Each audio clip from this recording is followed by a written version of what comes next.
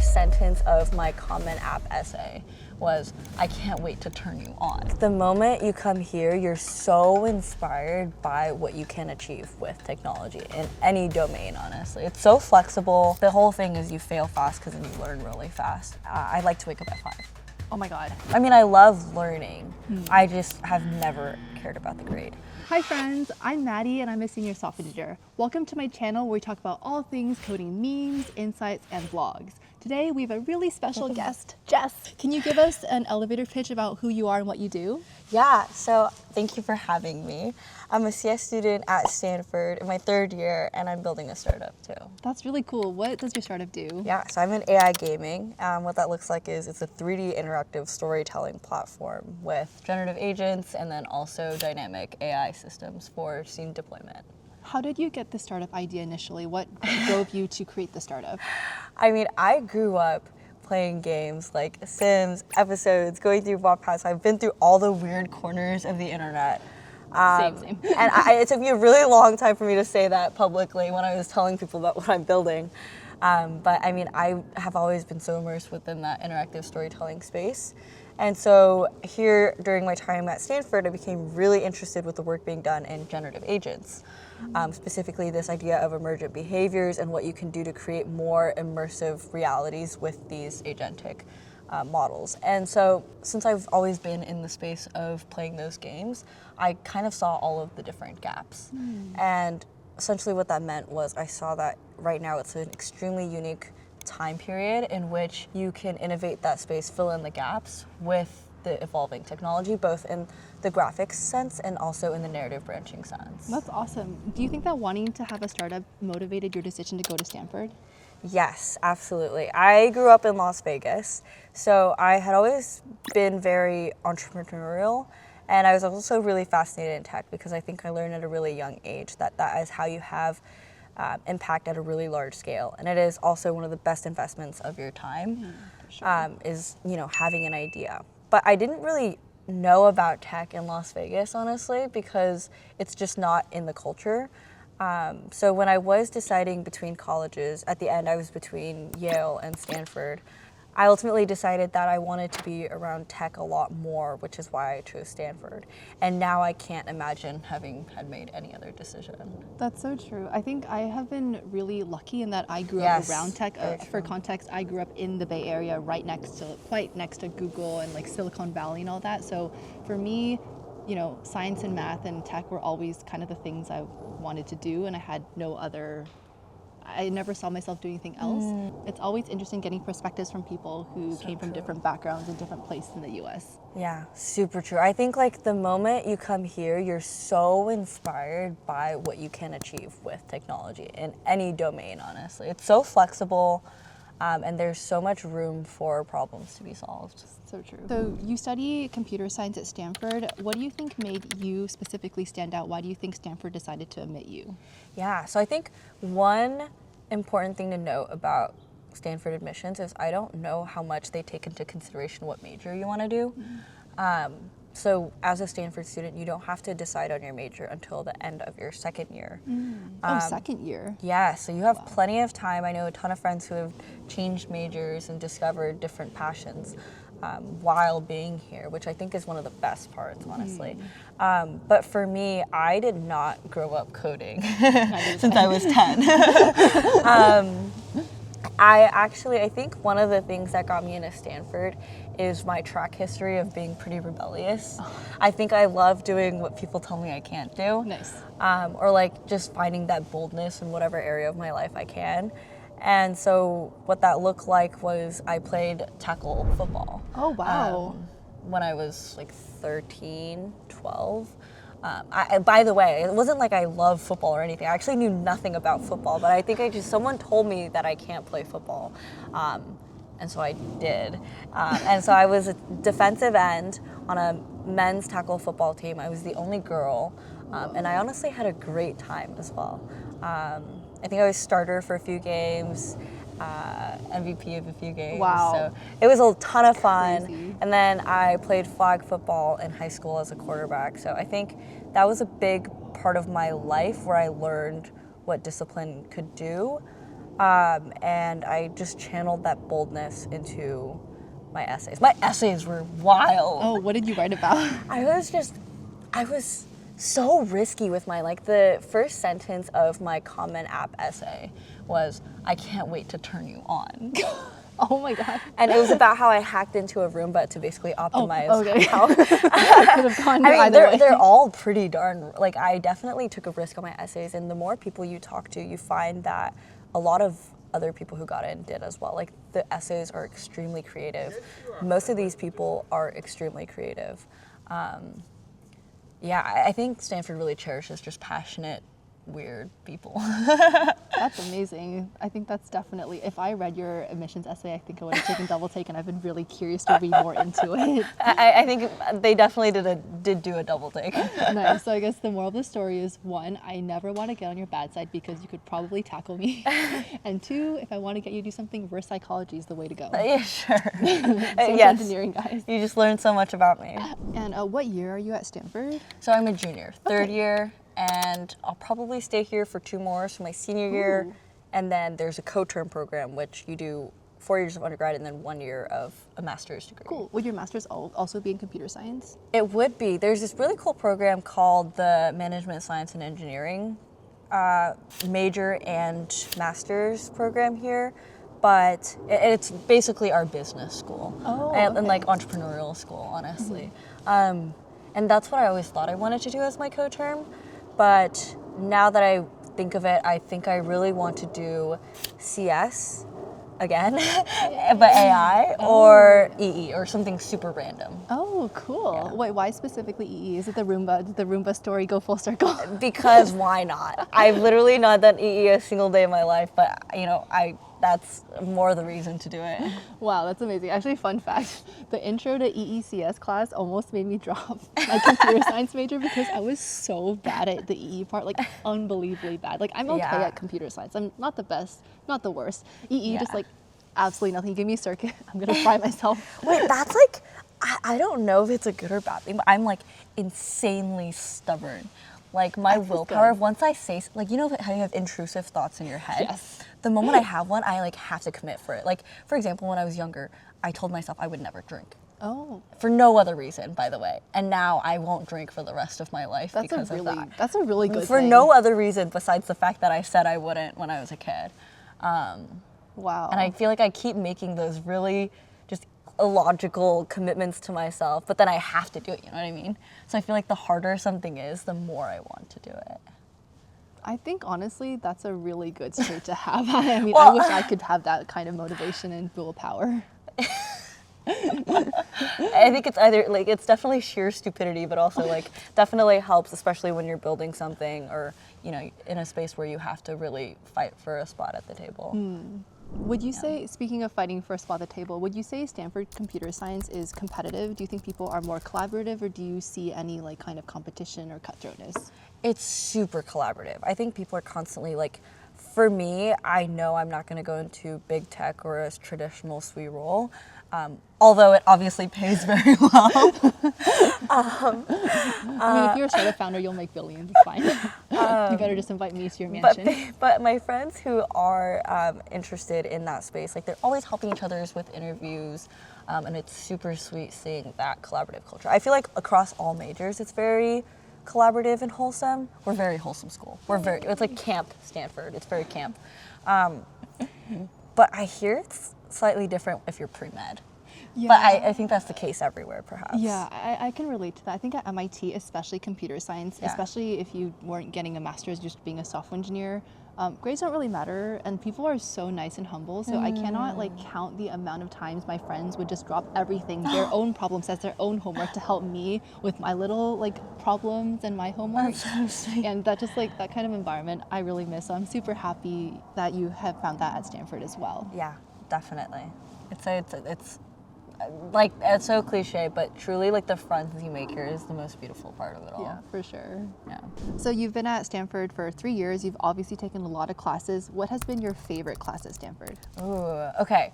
I'll say 2 classes. So one of them is actually an intro systems class. That one was just really fun for me. It's called CS 107. And I just had so much fun. Essentially, you just go through assembly. Oh. We have different assignments, and they're just You fat think puzzles. assembly is fun? I actually we have this assignment, like notorious assignment called Binary Bomb, and I was livid. I was so happy. Are you a psychopath? Am I just No, like... I happened to have a lot of time that quarter, so I had the time to actually enjoy it. I think that is the biggest thing. I think if I had the time to enjoy all of these classes, learning and soaking up the material would be pretty awesome. I see. But everything here feels so rushed, especially on the quarter system. And then definitely the coolest class I've ever taken is this one called CS 153, and it's infrastructure at scale. I don't know if you saw this on Twitter. It kind of went viral on Twitter. Oh, I think I saw it. Yeah. But for example, Jensen Huang came in, Anthropic founders came in, Claude, Black Forest Labs was just here. It's a lot of cool speakers. We've just had a lot of really cool speakers, and it ranges from being very technical towards being very entrepreneurial. Wow. So you get a range, and I think the people who have found that class are also really special. So it's about, I want to say like 200 people, maybe 100 or something like that. Cool. But it feels very intimate. Are the lectures like available online? Yeah, some of them are, but some of the really important speakers don't like allow the filming, I guess. I guess that's fair. That is fair. Yeah. Okay, I was like hoping to get a glimpse Like of it a lot of myself. CSOs come in, Got it. and they're particularly the ones that don't want to be filmed. Makes sense. Yeah. How much of your computer science knowledge do you think comes from classes versus actually doing stuff for your startup or for other activities? I'd say it ranges. I definitely learn a lot about computer science and the principles behind it through my classes. But in terms of things that I can actually apply, building anything, it has absolutely been outside of the classes. I've taken a handful of, or I guess I've only taken one, design class, and also this CS 147 class, which is the intro HCI class. And those classes are really design focused, so you learn how to build apps and then cool. also use Figma. Oh. So I think those have been the only classes in which I've applied actual content from the class into what I'm building. I think it's important for engineers to know how to use Figma. Speaking of someone, I think it's hard for me to understand what the user wants. It's hard for me to design things that I as user would want to use. So just like, I wish I had that class when I was, in university. Would have probably been helpful. Because I do like front end and full stack. There you go. Yeah. I feel like oftentimes my hypothesis is very different from what users actually want. Yeah, I think one of the really cool things that they teach you within these design classes is what do people actually want. I think it's very much following the lean startup methods. It's like that's here in really the cool. Silicon Valley. It's very much like being in tune with what problem you're solving. So that's a huge focus. But also like when you're taking these design classes, like the CS students at Stanford are so creative, or some of them are really creative. And most of them come from a really diverse background. Like That's awesome. a lot of them from music backgrounds, a lot of really talented musicians. But it's very interdisciplinary here. Oh yeah, at Google, I used to work at Google. At Google, I had quite a few friends who did like a cappella and music and orchestra at Stanford actually. Super true. Yeah, that's really cool. Yeah, like that's the weird thing. That's like, you had asked me earlier about the stereotypes of like CS people versus the reality of CS people. I feel like most Stanford CS students are just cracked all around, and it's so like crazy being around everyone here because like they're really smart quantitatively, but they're also extremely fit. Like everyone runs or like works out. I know this one is cracked. Did you know she like runs every single day? She has since 2019. Yeah. And the only time she hasn't was when she's like basically dying. Yeah, I've run, as Jess mentioned, I've run every day since January 2019.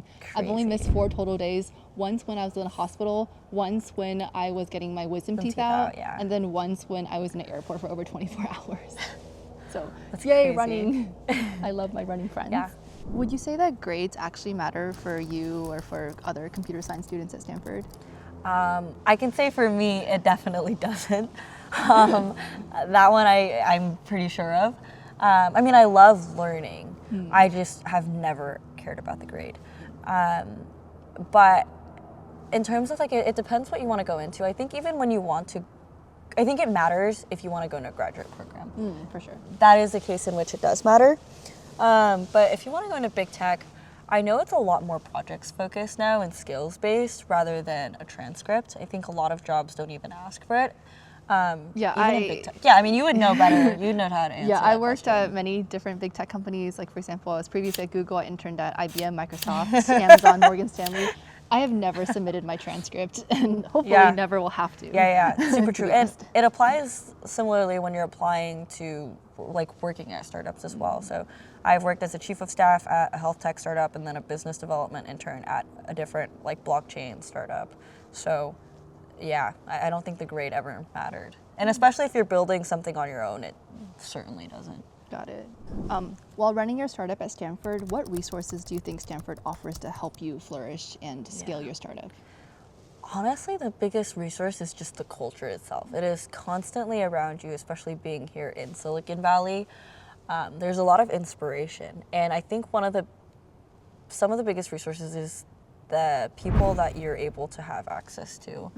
So like I said, with these speaker series, you're able to gain a lot of inspiration from them, and oftentimes they're also really happy to help you or answer any questions. So that is always helpful, and there's just so many entrepreneurship programs here on campus that offer a lot of mentorship.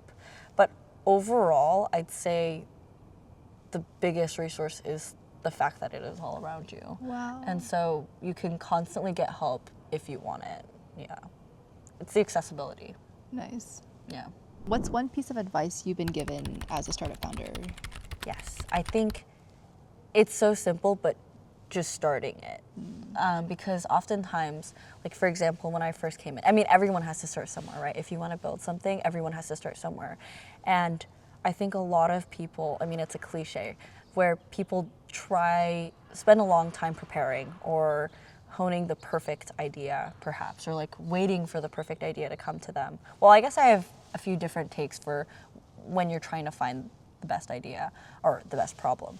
And the biggest thing is honestly to do it, because you spend so much time trying to prepare, like understanding perfect the it. operations, the strategies, learning these different use cases, but it is just not the same as doing it.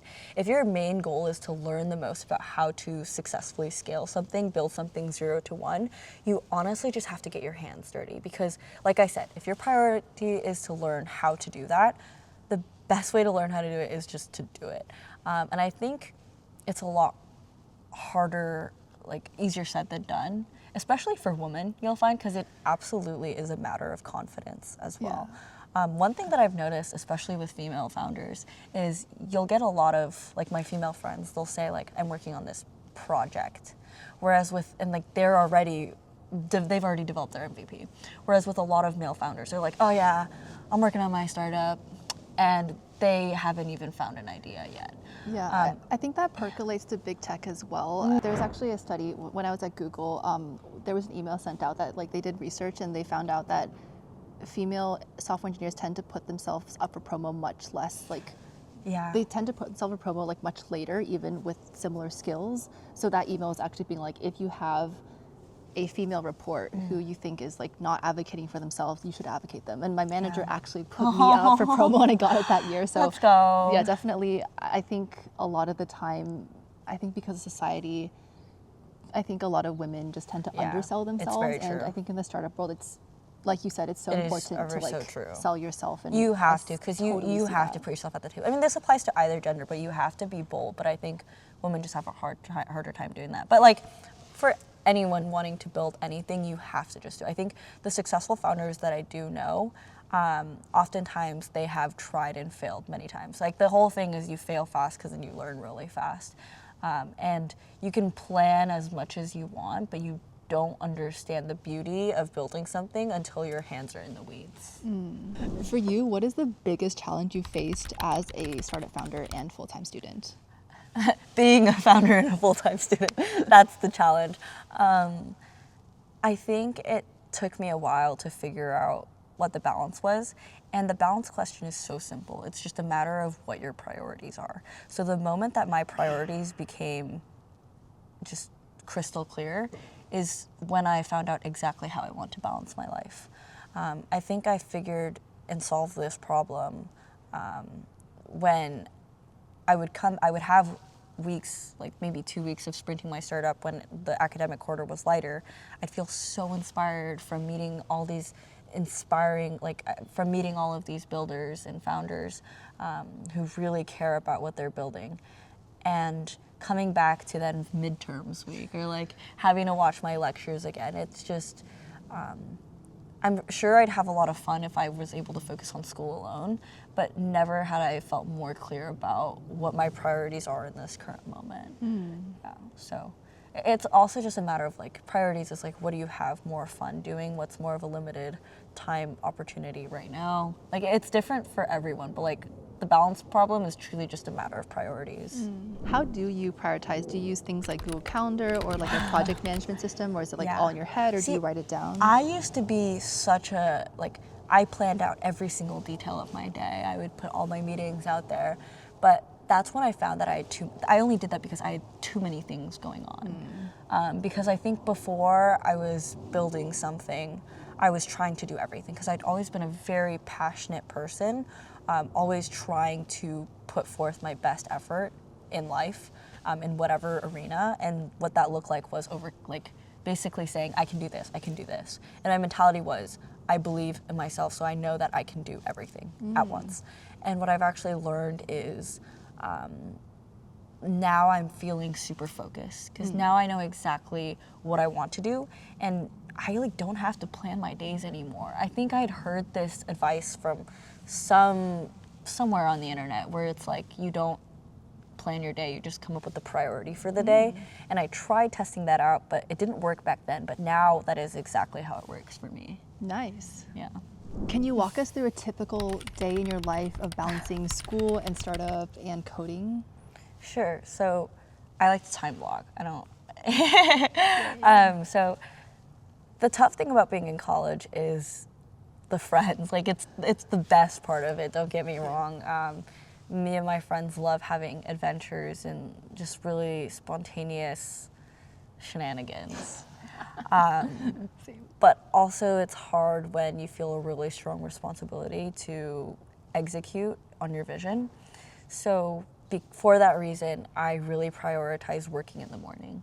So my ideal schedule, and if it's possible with the academic rigor that I have going on, I like to wake up at 5. Oh my God. So like if I normally won't have anything until 10. So from 5 to 10, I'm working on the startup.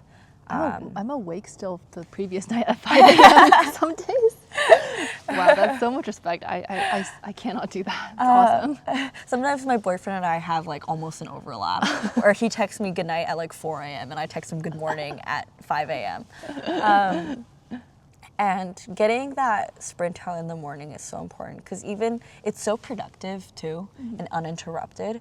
So even later in the day when you have like, if you can only squeeze in like 5 more additional hours throughout the day randomly, that's still 10 hours of work on the startup. And if you split it up like by time blocking, it's like, okay, 5 to 10, I'm working on the startup. Oh, great. And then like from 10 to 5, I can do schoolwork. And that's still a ton of time for school. And then 5 to the night onwards, I can work on the startup or also like live as a college student and hang out with my friends. Do you ever have to like maybe take meetings between different time blocks, and how do you handle context switching? Yeah, I think context switching is such an underrated skill. I think intentional switching of tasks is really important as well. Because it's really easy to context switch when you're running really tight on a schedule and you have to go back to back to back to things. But I don't think oftentimes I'm fully present when that happens. So there's kind of a buffer period when I don't have that. So I think being able to switch really fast is still something I'm working on. Same. I feel like I'm asking also for myself because I think I'm good at uninterrupted work, but if I need to go like do different project meetings, true. I get like really distracted. And I have like the attention sense of like a goldfish. Wait, it's true. That's why I feel like school has been tougher recently, actually, is I've realized that oftentimes if I like have a problem within my life, like for example, I can't wake up in the morning because I snooze my alarm. I don't think, okay, well I really need to force myself to wake up and not click the alarm. What you do is you like put your phone across the room. It's like changing the systems is how you actually reinforce that change. And so when it comes to like task switching, I feel like the ultimate scenario is just you don't have to task switch. Like my dream day is when I don't have anything scheduled, I don't have any classes, and I can just work the whole day. Like, oh, it is so fun. I think like if you're also building, it has to be something that you believe is really fun. Like that the work is so satisfying and fulfilling, which is why I'm able to do that. So that's why school has been tough, because you realize you don't want to be doing school. It's okay, school is temporary. It's 4 true. years. It's 5 true, years. which is also like, it's also such a fleeting opportunity to enjoy college. I mean, you can look at it from that perspective. I think a lot of people do, is like, okay, well, you have the rest of your life to build.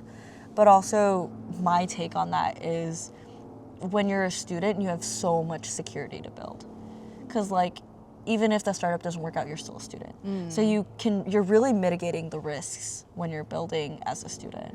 So in my eyes, it's almost like a fleeting time to build something while having the security and opportunities and resources on being on campus as a Stanford student. I know at Stanford there are so many really impressive people, including Very yourself. true. Oh. Yes, very true. Do you ever feel imposter syndrome? I'm curious because I felt that a lot of the time in my life. Yeah, I think starting out, absolutely, because I didn't come from a technical background growing up, like I said. And so starting off with classes when basically what I had was like, when all I had to focus on was the academic side of things, I didn't feel as well experienced, or perhaps my mind wasn't trained in the way of learning CS, because like I'd never really taken a real CS class. So it was very different in the intellectual capacity part.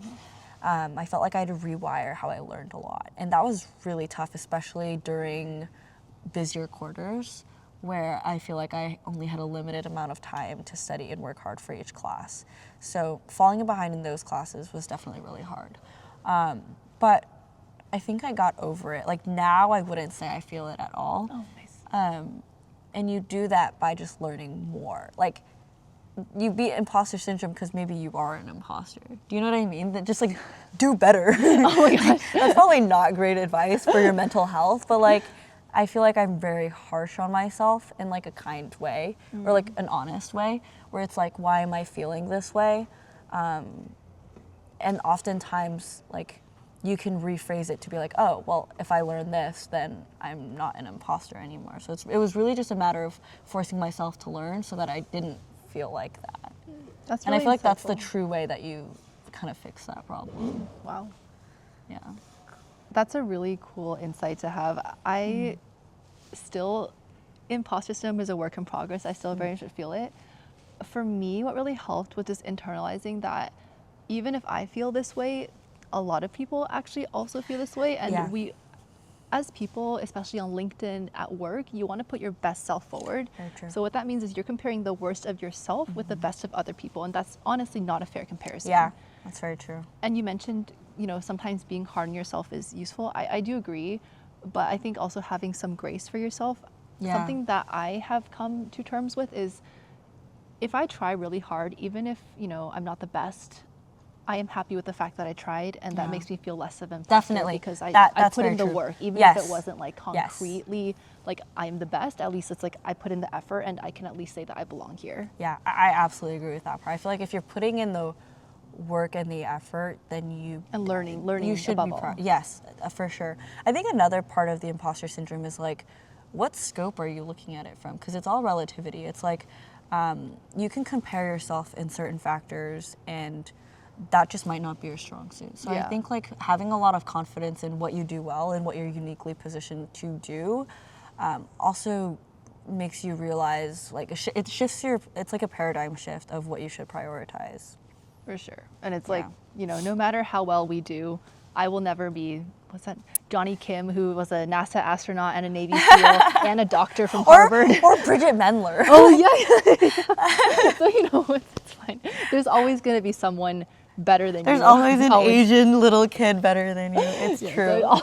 so, just Have you seen those that video where it's like these young boys from India and they're like critiquing each other's code? oh yeah, Yeah, there's a lot of really, really smart, like 5 to 10-year-olds. I'm just like, I don't think I was sentient when I was 5 years old. What's it like being a CS Stanford student with the advent of AI? Ooh, there was definitely, it's interesting because the shift in interest towards AI from my freshman year to now is very different. There's a huge emphasis on it throughout all classes, even non-CS classes like healthcare classes as well. I'd say Stanford students, I think we're really excited about it, actually. I think perhaps a lot of people are skeptical, especially with like job replacements or stuff like that. But for us, it feels like most people want to be on the forefront of it. So I think there's perhaps less fear in terms of how we view it. And most Stanford students use some sort of AI tool. So it is definitely very integrated within our lives. Many students do, not all. But most students in STEM will use it. So it's absolutely a very valuable tool is what we realize, and we find a lot of inspiration from those tools. Or maybe I'm just speaking for myself and the tech friends that I have. Yeah, I think that's kind of the sentiment among a lot of my friends too in big tech. We don't necessarily think AI is going to replace all of us. Well, it depends. We'll see. we don't necessarily think AI is going to replace all of us, but definitely to be a good engineer, you have to stay on top of the latest tools and the latest technologies, and AI is definitely those latest tools and technologies. So not just, learning how to use like prompt engineering, but also understanding like what a LLM is, like how you actually could create like different models and how you can fine tune and do hyperparameters and things like that. Yeah. I think how we view software now is really interesting. I mean, it's definitely a really scary topic of AI taking over within the labor force. I mean, it impacts so many people negatively. But like, I feel like we get a higher level view of that here during our education, where it's like, you'll be the people perhaps like controlling it. But it definitely has shifted our view on how we view software engineering typically. Like, it's no longer about like knowing the language or the syntax or anything like that, because it's very easily, and it should be streamlined with LLMs. Yeah, it's less about the nitty-gritty, more about the ideas and about like the big picture. Yeah, absolutely. I think like that's one thing it does really well, is if you have the vision and general understanding of the technology, that is where you can thrive the most in using these tools. And final question, would you drop out of Stanford if your startup took off? Oh, I would say no. I know a lot of founders would, and I think I've thought about it a lot. Like, I've thought about it a lot. I think about it quite often as well. But for me, at least given my current situation, I honestly think it logically makes the most sense to stay in school. Like, I can take very minimal units and I can balance that, even though it definitely takes some parts away. Well, I definitely acknowledge it takes stuff away, but I think the benefits it provides outweighs those costs a lot more. So like the resources that we have, like the professors that you have access to, the different opportunities in entrepreneurship, like we have a ton of different pitch competitions where oftentimes students can win a lot of money, and that's like, it feels like those opportunities are like weekly. So there's just a lot of opportunities, and plus I really value my time as a college student as well in some senses, because like you don't have any other time in your life to do this. Yeah, college is a very magical time. Yeah, I really miss it as someone who's it is a very magical time, but it is obviously like a very hard decision, because when you feel such a like when you feel so much conviction to execute on what you want to build, obviously the best way to do that is to put in 100%. But at least the way I view it right now is the benefits of staying on campus around really inspiring people, having the resources that we have here, are more advantageous than leaving. Those were a lot of really cool insights. Thank you so much for being on my channel and for answering all of my many, many questions. Jess is amazing. Please check her out. She does the coolest day in the lives. And if you want to see how a Stanford student can balance everything and be really cracked, definitely subscribe to her and Wait, check out her she's too channel. kind. She's too kind. Thank you for having me. Thank you so much for watching. If you want to see similar content, feel free to like, comment, and And subscribe. subscribe. And I'll see you in the next one.